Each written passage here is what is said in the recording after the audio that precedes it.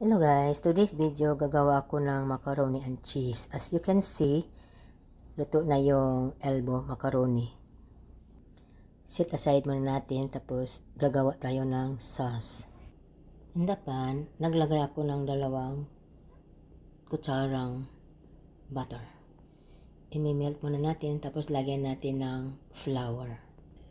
Okay, nag-melt ng butter, lagyan na natin ang flour. Tapos, i-whisk natin until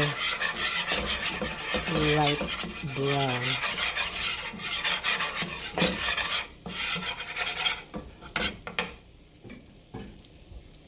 Pag mag-light brown na, ilagay natin ang iba.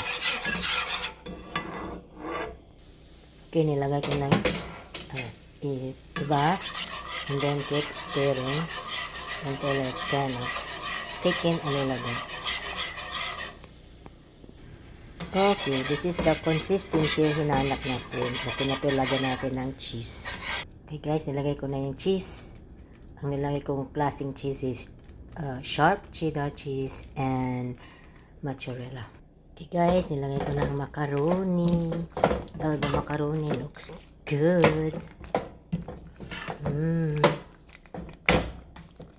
Macaroni and cheese. Macaroni and cheese.